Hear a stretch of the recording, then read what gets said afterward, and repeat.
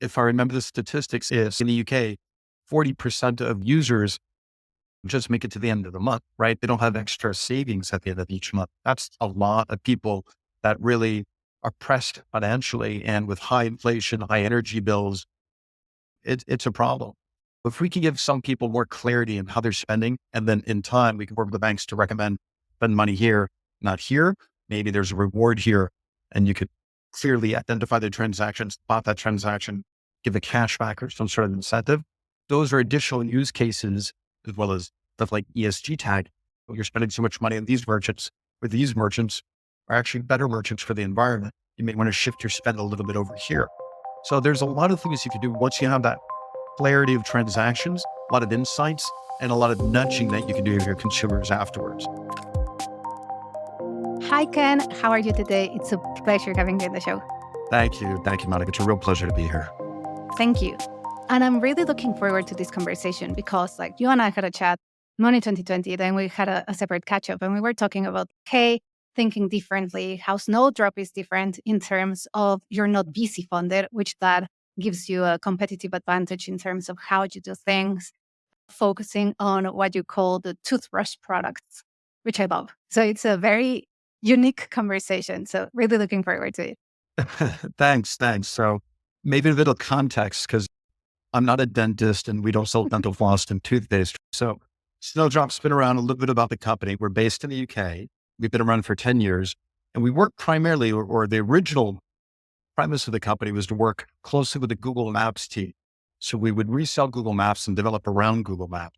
And we did that in the real estate, travel, initially in transportation markets.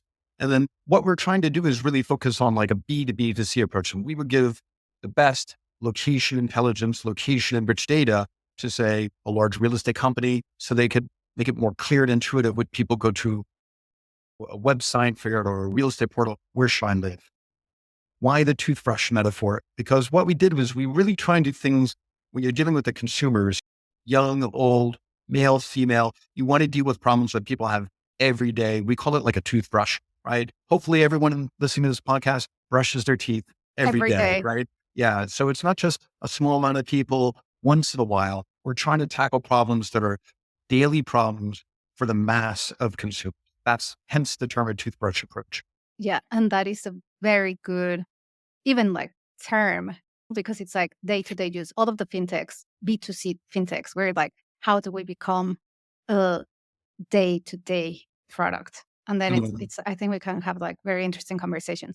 But before we go into the detail of it, just for everyone to get a feel of who you are and learn a little bit about your mindset, I'll just ask you a few questions on Ken as such. So let's start with, what is your definition of success? Ooh, frankly, it's a good balance with my family. And I have 4 daughters. They're getting increasingly getting old. They're getting ready to go off, some of them to university. So I would really say it's success is having something that good balance and enjoying people you work with. Obviously, you want to do something that's impactful. You want to have a degree of autonomy in what you do. And that's why I think that balance and autonomy is my definition of success. It's not you've hit a certain milestone. It used to be like that, but then you'd hit those milestones and things don't really change. You know what? Hitting a certain milestone is important. That's great, but it's not my definition of success. It's really enjoying the people you work with and having a time to have that balanced life. Yes, yes, I agree with you because the people that you work with make a massive difference. We work like most of the day, Yeah. right? So Yeah, it's important. definitely. And then, of course, you are founder, CEO, you run this company for many years. What's your biggest productivity habit? Ooh, I will say there's 2 things that at least they work really well for me. One is what I call the walk and talk. And by the way, this is a productivity hack, but I would argue a good relationship hack or a good friends and family hack, whatever you want to apply it to. So walk and talk for me is sometimes if something is going not according to plan, if someone is doing something that you're not sure what's going on, a walk and a talk in the park or something like that can be really useful. So it's just a good chance to get to know someone rather than sitting down, maybe face to face and having a coffee. That could be useful too. My personal productivity hack, if you will, is to go for a walk in the park. We have the offices right near beautiful parks in London. We'll go for a walk and a talk and say, hey, what were you thinking? What happened then? So that's a big one for me. The second one Sometimes there's times you just got to focus, get into the flow and get things done. And I find listening to music, certain types of music is really good and enables me to really zoom in on what I need to get done and, and produce things well. Those are my Cool. 2 bits. Yes, I like that it's focus and then basically have the difficult conversations in a safe, relaxed environment that it's walking. It's not a confrontational. It's a, yeah, Yeah, walking, walk and I've talk. never Walk heard, and talk. I don't want to, but it's not necessarily a bad moment to have them No, walk and talk, but sometimes, hey, you're not sure what's going on, or that person's not sure what's going on, or you're worried, maybe they're upset or something, or you're, a walk and a talk is always a good thing. cool. I like that. I used to have a manager back in the UK that exactly at some point we would be like, hey, we had meetings. And it was like, shall we go for a walk? Yeah. I can bring my notebook and take notes as we walk, which was cool.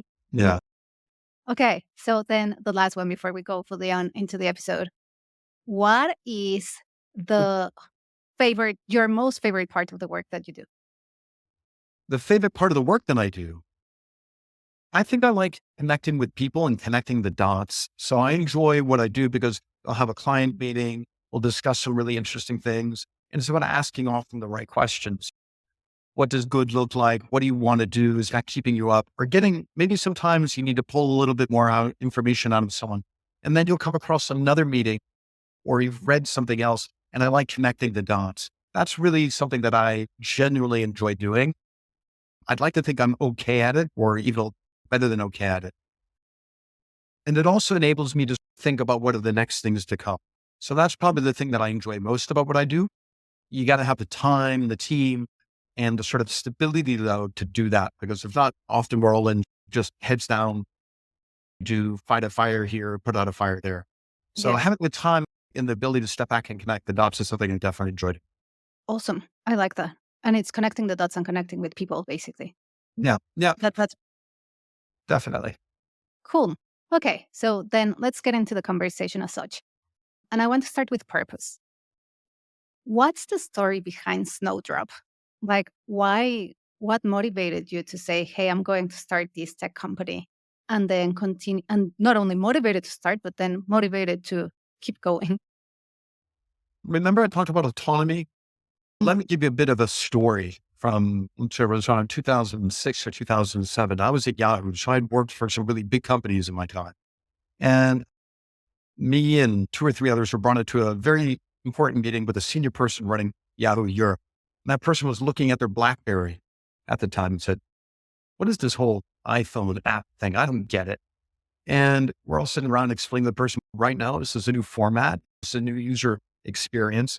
And people are used to using their BlackBerry to type just email, but an app is really much more engaging way to deal with content, not just emails, but any sort of content. The executive at the time said, how much advertising money are we making in app advertising today? And the answer is very little because it just started. And we said, look, first go the eyeballs. The consumers go first to the apps. And 2 or 3 years later, the advertising money eventually follows the eyeballs. To which the exec said, I won't be here in 2 years. So let's shut down the mobile business. So that experience to me, was a really painful experience, but it opened my eyes to how big companies often think, often very short term, this quarter, next quarter, end of the year, and not really a lot of thought beyond that. So later on, I had the opportunity to create a company and it's always fearful. I remember again, Mm, sitting at the kitchen table, buying the domain and stuff like that. And you have to feel what's going through your emotions there. And I was like, what am I afraid of? This is not that hard. But what I've loved about the experience, what prompted me to create Snowdrop was to do something with a group of people that I truly enjoyed and having a bit of that long term ability to carry something through. Not because a VC is telling me to do it or some guy in corporate headquarters in California needs to do it, right? To do the right thing, the right way, the right time, you need to have autonomy to do it. And that was why I wanted to create a company. Why did we pick Snowdrop and why did we pick the field that we work in as a second answer to your yeah. question? And something that I thought was really compelling when I was a little kid, this great story of Dr. John Snow, who you may or may not know. I think it was 1854, there was an epidemic in London, in Soho. It Yep. was a cholera epidemic, and something like several hundred people died in a few days. And they went to the authorities, the people living in Soho, and they said, you need to do something. And the authorities said, it's bad air, miasma. We can't do anything. Oh, And a doctor who lived in London at the time, young doctor, Dr. John Snow, said, And he sat there one night and he drew up a little map of the neighborhood. And he drew a little black line where all the dead people lived. And he said, where's the local source of water? And he drew that, and it happened to be right in the middle. And then he immediately ran to, I think it was a local priest, and they said, oh my goodness. And they disconnected the pump from the well to end the epidemic. This is before microscopes. This is before they understood what bacteria was. So what I loved about that story and why we called the company Snowdrop after Dr. John Snow was that sometimes location information or a map is so intuitive, there's an immediately call to action. And so the whole idea that you can use mapping, experience, and give clarity to consumers was really the basis of why we created the company Snowdrop, where it's certainly named it after Dr. John Snow, who's buried in the old Brompton Cemetery now in London.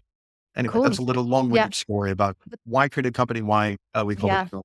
Yeah, and I think we can go deeper into both. But I'll start with the Snowdrop as such. I love the inspiration of the name. Can you explain to us what exactly do you do as a company when it comes to providing maps, and how does that relate to customers and proper practical interfaces? Like, what do you guys do? Sure. So what we do is we have a lot of mapping expertise and location expertise.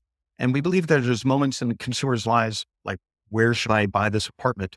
Where should I live? Where should my commute be? Where should I go on holidays? What does that look like? Or what does this bank spend then when I'm looking at my bank bill? Right. So the whole idea is there's moments in people's lives where there's a lack of clarity. There's a lack of transparency.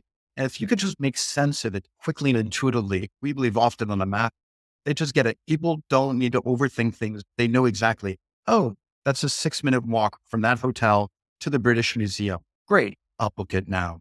Or, oh, that's where I went for lunch last week. I recognize that transaction. That's the clean name. That's the logo. I'm not freaking out thinking about it been hacked. There are all these moments that we try and focus on where we use location enhanced data enrichment to really create that clarity and that intuitive user experience. That's our mission out there. That's our North Star. Obviously, that works in real estate, travel, financial services, around payments and transactions and figuring out where I should go on holidays or booking a hotel. But we believe that in time, it could expand to other areas as well. So it's about adding clarity so people have an intuitive understanding of what they're doing. Thank you. Can you expand on financial services as such? What are the use cases? Because I think some of the apps, let's say in the big fintechs, neobanks, you have you go into the app and then you see the transaction. Some of them do display a map, others don't display a map. What's the use case for a fintech?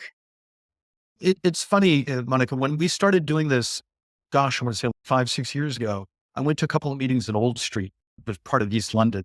And I met a company and I went in this almost like a used pet shop. It was this rundown little office and it had some guys sitting around and said, we're going to build a bank. I was like, really? You can do that?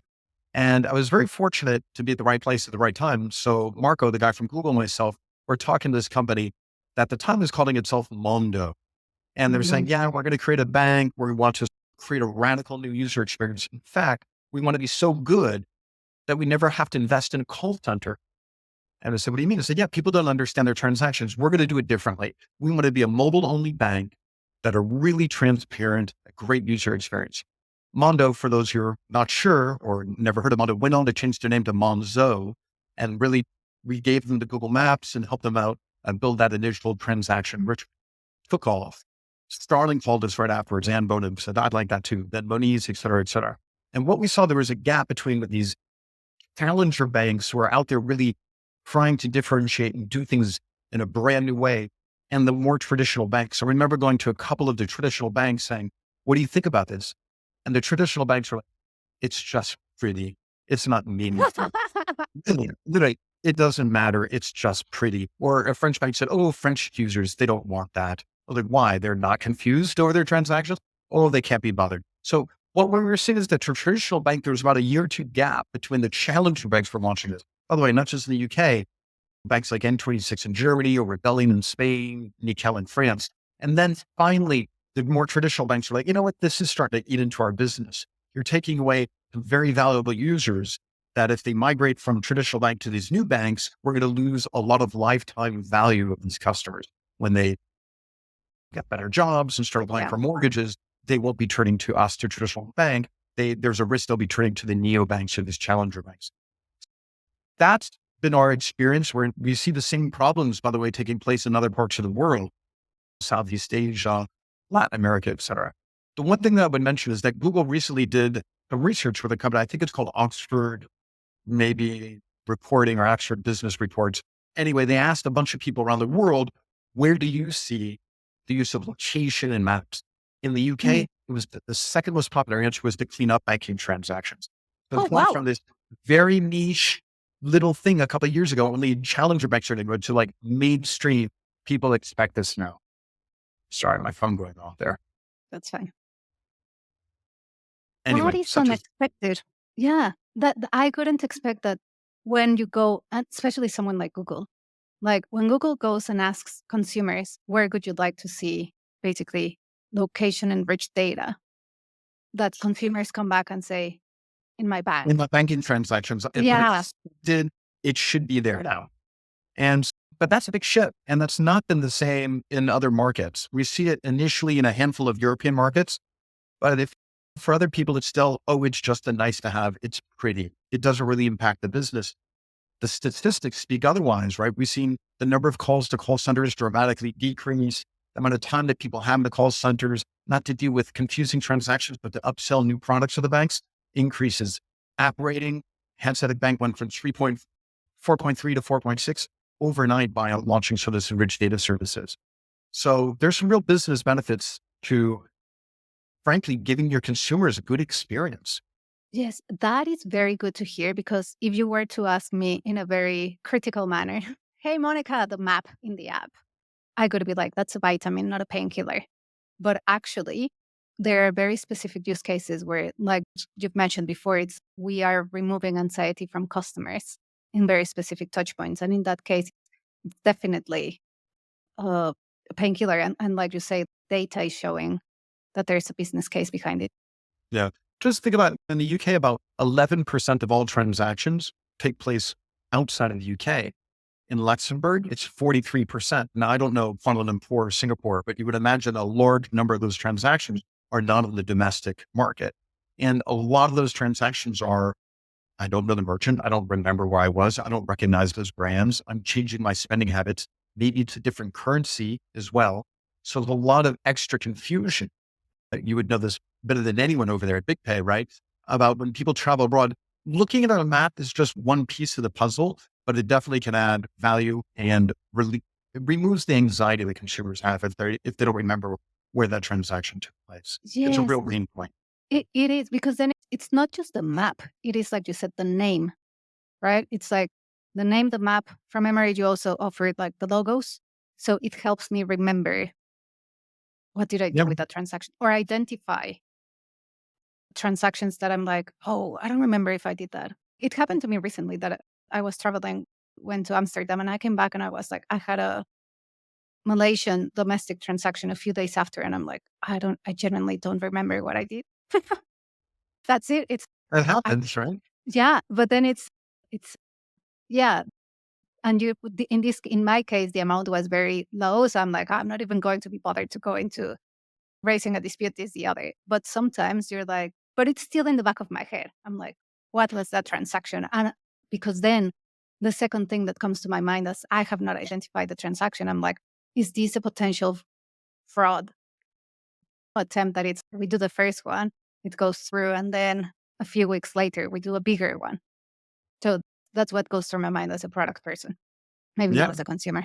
And that's literally what goes through your mind as a consumer as well. And if you think about typical example, my wife took the kids out for an Italian restaurant and it came back with a statement, grow Mecca. She's like, oh my God, I've never been to grow Mecca in my life. I've been hacked. Grow Mecca is the name of the company that owns the franchise for the Mamma Mia pizza chain where we happen to be. So this Inditex is the corporate entity. Zara, Weiss, they're Massimo Dutti, et cetera, maybe the brand. all those sort of examples where people call up and they go, don't understand this transaction, all that anxiety. It's not just the map. It's the right name, clean name, a logo. And then if you're still not sure, see it on a map. A lot of other people out there do just categorizations. Mm, Shopping, to know that Gromeka was a restaurant would not have helped me or would not have helped my wife in that case. So categorization alone, it's nice, but you really need the whole solution of location and hand, we believe, transaction merchants to make sense of it all. And then you can also do spending insights. Here's where Brits go when they go travel abroad, or here's where people go when they go to Kuala Lumpur, or whatever it may be. You can do a yeah. lot more when you have that level of detail. Yes. And then just like brainstorming, putting this out there, Mhm. like right now, of course, across the world, we're all a little bit tight when it comes to money. Like the cost of living, it's just like going to the roof. So it's actually, yeah, maybe in the past we were a little bit more lenient when you were like, "Ah, I don't know what it is. And then you just forget. But I think right now it's every, like Tesco, every little helps. Even if you are unsure of what that transaction is, and then you have a reminder of, oh, yeah, actually, yes, I saw the map. Ah, yeah, now I know. That helps to our peace of mind because financial stress is a real thing. It definitely is. I think if I remember the statistics in the is something like in the UK, 40% of users just make it to the end of the month, right? They don't have extra savings at the end of each month. That's a lot of people that really are pressed financially, and with high inflation, high energy bills, it's a problem. If we can give some people more clarity in how they're spending, and then in time, we can work with the banks to recommend spend money here, not here. Maybe there's a reward here, and you could clearly identify the transactions, spot that transaction, give a cash back or some sort of incentive. Those are additional use cases, as well as stuff like ESG tag. Oh, you're spending so much money on these merchants, or these merchants are actually better merchants for the environment. You may want to shift your spend a little bit over here. So there's a lot of things you can do once you have that clarity of transactions, a lot of insights, and a lot of nudging that you can do with your consumers afterwards. I like that because now you're just exactly, you had your core proposition.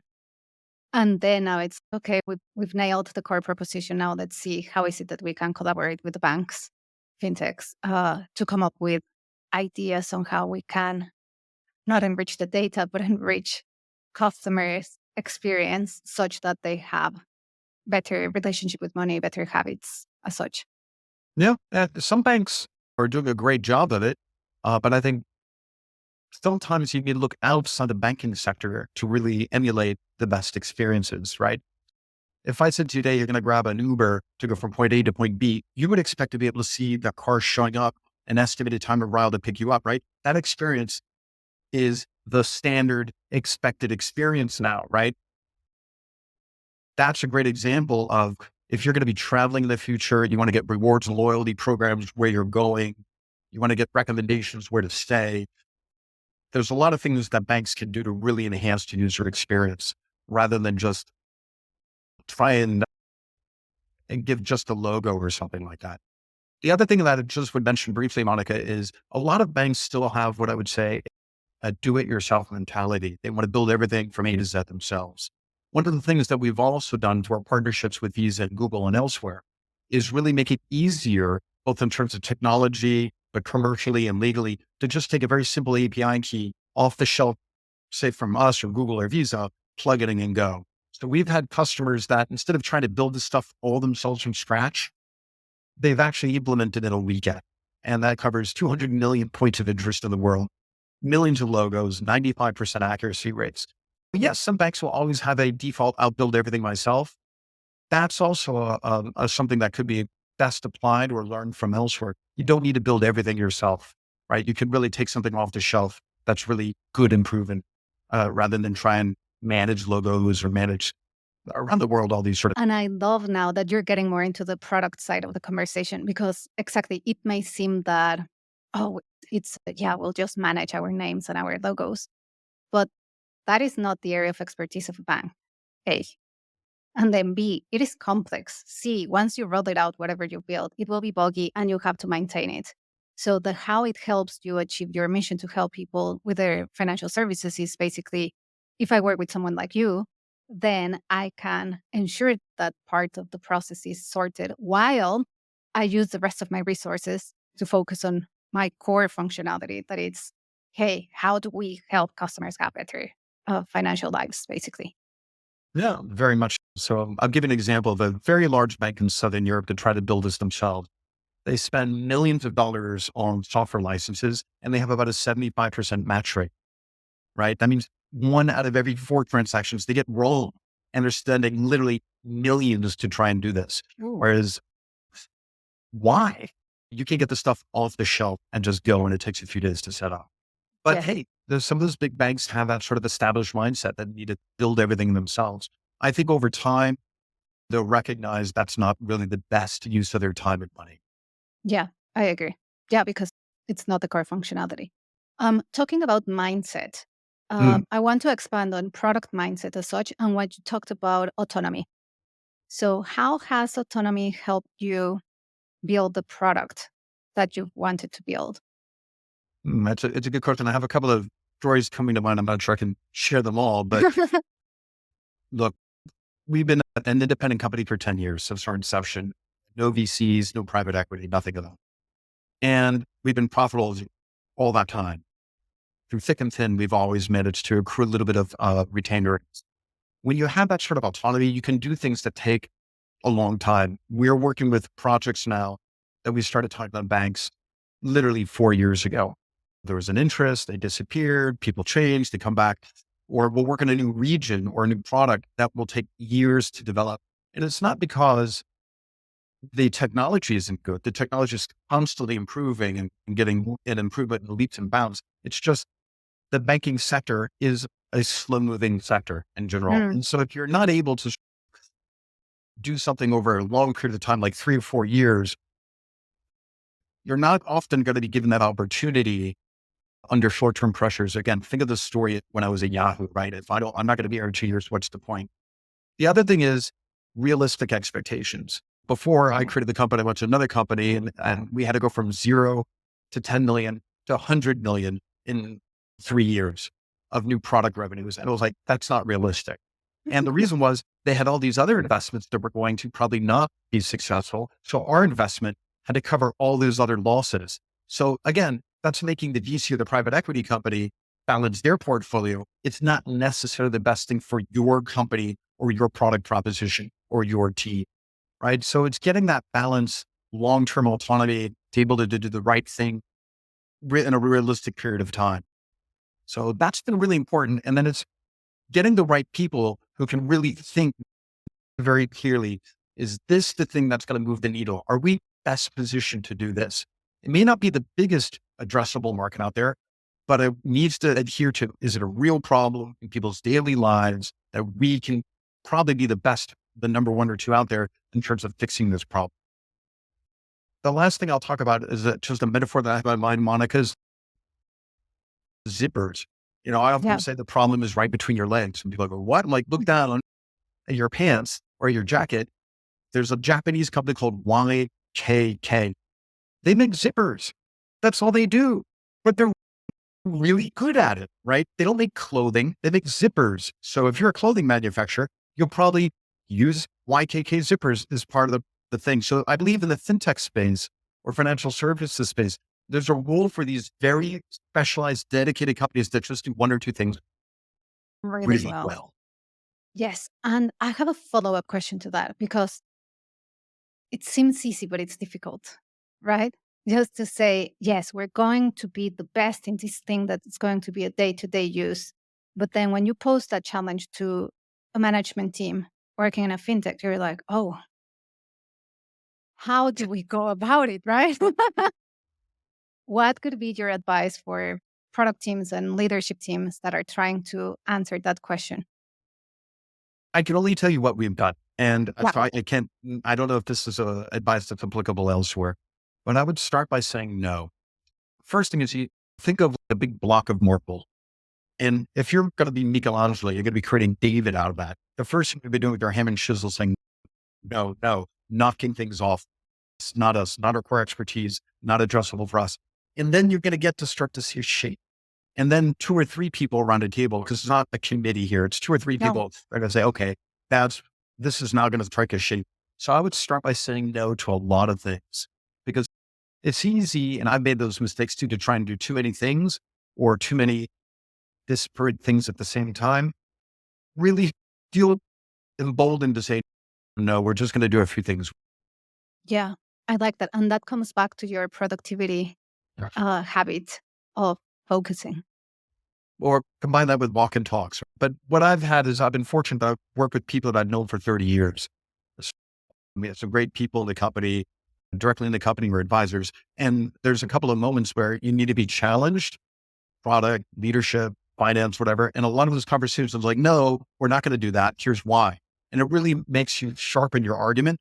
Like I said, that hammer and chisel knocking things off is a very useful way to start. Mm, I like that. I like that as a framework to take away from this conversation to be like, hey, it's no just for the sake of saying no, because there's a lot of narrative around. If you look at product leaders, product culture, oh, you have to learn to say no. But it's no, it's not learning to say no for the sake of saying no. It's more of a strategically, we are not that. We are not positioned to be the best here. We defining who you're not to define who you are. Yeah. Getting philosophical, but yeah. My kids are getting ready for university. And part of the thing that I would say is the experience is hard. There's so many choices, so many things you could do. And it's very competitive out there. So Yes. my first advice to any parent or any child who's preparing to go to, further their education is figure out not what you want to do, figure out what you don't want to do. Start by saying no. Like I said to my daughter, do you want to do this? And she's like, no. Do you want to do this? No. And so it helps you focus a little bit more. Then you can start to focus it and figure out what's best for you in terms of your skills, what's best for you in terms of your passion in life, and being realistic as well, what you can actually achieve. It's better to be good at 1 or 2 things that's a small market that you can really carve out and do that incredibly well than to be number 8 or 9 in a huge market, in my opinion. Mm, It's better to be the leader in something small than not really an important player in a bigger overall market. yeah. That's good advice for anyone thinking of life changes, career changes, getting into uni, or because like many people now in their late 20s, late 30s, mid 40s, they're like, I want to change. A lot of people are going through what I call either the quarter of a life crisis or the midlife crisis. And then the process is similar, right? It's like Yeah. defining who you want to be next. Yeah. And I think there's probably a bit of this element of you do what you're expected to do, what you think make your parents proud of you or your peers proud of you. But you get a point in your life, I don't know when that point is, maybe often traditionally it's in your little later on, not early 20s or mid 20s, but a little later on, we're like, I've achieved this. Now I want to do something that's more meaningful to me. Yes. And the advice that I would have to anyone, let's say early 20s to early 30s, isn't really to worry too much about what they make. It's, or even their title or anything like that. It's about, are you learning? Are you really excluding things in your life? By the way, I'd say the same thing about dating people. Mm. If that person's not for you, move on, Move right? on. You won't be Right. with the right person. So approach work the same way.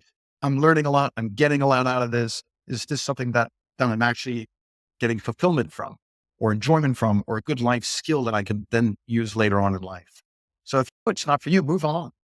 Don't waste your Yeah. time. Yeah.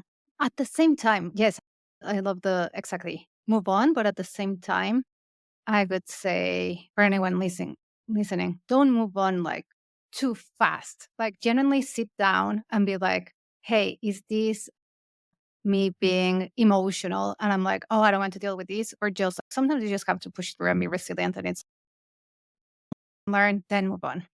It's different approaches, right? Yeah, don't just change for the change sake. No. Figure out why, what's missing, why this is not for you, and gravitate for what you really do want instead. Yes. Yes. We're talking a lot about people and careers. We ended up in this conversation, right? So building a company is complex. And we have any discipline within any company will be like complex and difficult. But I think the most difficult part of building a company and the most beautiful part as well is people. So people sometimes it's hard to bring the best out of people when we have a lot of pressure. How did you do that? What's your leadership style such that you bring the best out of people? You keep them in a high performance place and do it in the long term, right? Because otherwise it's easy to get into, oh, I'm done, I'm burnout, bye bye. That's a hard question. It's a good question. I don't know if I have any secrets to share. I can only just say we try and create a culture. So how do people work together? There's processes and stuff like that. Mm. But I think what's more important, anytime when we interview people, both from the candidate looking to join Snowdrop and for us looking to hire them, I really think there's two things. The questions that we're often asked is, what's the culture like at Snowdrop? And the question we have for that candidate is, what's your attitude? What are you going to be like to work with this if you join this team? And we try and create a culture that is fairly transparent, fairly flat. Everyone has the right to be what we call a challenger. I'm Mm. not sure I agree. What about this? And come with an alternative ideally. Do it in a respectful way, right? So we try and not fire what I would describe as excellent sheep. I want people who can challenge and say, no, let's do it this way instead, right? So being the brightest person in the room or the best in academics or having so many titles, I'd rather people have more scars than medals, if that makes sense. And maybe that's I love because that. in Spain, where I spend a lot of time, it's something called titulitis. We're like, look at all my medals. They've never done anything, but it's all medals and honors and certificates. I'd much rather for people who have screwed up, made mistakes, and have the emotional awareness and emotional intelligence to learn from it and say, oh, I'm not going to make that mistake again. I got that scar already. So it's a culture where people can challenge each other and then support each other. We're not a big company, right? We're roughly 30 people or so. So it's relatively easy to do something at a company in that size. I think if you're a company that's growing very quickly, you have to also be careful not to hire too many people that impacts the overall culture. That's Mm. something that we're extremely careful about. We'll pause after a month or after 2, 3 months of someone joining and be like, is this person really the right fit? Yes, I really like that, And you have especially to like be pretty brutal, I guess is the word sometimes about that. It doesn't always work out. yes, I think it's a culture fit is way more important than you are the most qualified person to do the job, but not the right Sure. culture. Yeah, definitely. Thank you. It's been a fascinating conversation. Just to wrap up, if you were to change one thing in fintech that could make the lives of customers, employees, and shareholders better, what could you change? Ooh, just one thing. Mhm. That's a hard one, Monica. Nothing I know, immediately I comes to know, I mind. know. It's the most It's difficult not question easy. ever. One That's thing why I I would asked the question. change. One thing I would change is to really think about the consumer experience. People are like, oh, we don't want to onboard another vendor or procurement process takes us time or we're going to build it ourselves. They really often don't care or think or consider the user experience. There's a lot of lip service, but it's not really thought through. And I would argue the beauty of some of these challenger banks when they started, they really do care about the consumer experience, deeply care about it. And that really makes a difference. If there's one thing I would suggest is because there's so much inertia in what we do, people don't change their banks that frequently that maybe you don't need to think about the consumer experience that much. But that would be something that I would really advocate that people think about. Think about the long-term value of a customer that you capture at 18 and getting them all the way through to their 88, right? Think about their different stages in life and thinking about making sure they have a great experience with you. Because Mhm. thinking, great experience, often they don't go together, right? Yeah, it's that's why challengers exist, right? And the key word that caught my attention as you were talking was care. You were saying like the initial challenger banks, they genuinely cared about user experience, customer experience as such. And I think if we were to inject a little bit about caring about customers as humans, genuinely across fintechs and the banks across the industry, that requires a mindset shift and a culture shift. It's not just a process shift. But yeah, I Much. think I think we could have more impact. There's I'm not the first person to say I won't be the last, but we're still at the early days of all this. So we have a long road ahead of us, a lot of ups and downs, a lot of change. Stay tuned. If I could say this, it's going to be accelerating over the next couple of years. And think about what people really want. I need a PFM. No one needs a personal finance manager. Only 3 to 5% of the people use it once a month, right? You're not solving the problem for all your consumers. You're just ticking the box. You're being another excellent sheet. What we need to think about is giving the consumers the real experiences that makes them manage their lives more meaningfully, right? Help them over those different stages of their life. Don't just tick a box. That would be my suggestion. That's a beautiful message to end. Where can we find you and Snowdrop? You can always find us at snowdropsolutions.co.uk, big presence on LinkedIn, and I'll be traveling around, coming to an event I hope near you. But I'm always keen to reach out. We'll be doing a couple things with Google and Visa over the next couple of months. Hope to bump into you again soon. Cool. Awesome. Thank you, Ken. Thank you, everyone. See you next Monica, week. a real pleasure. Thank you for having me. Likewise. Thank you, Ken.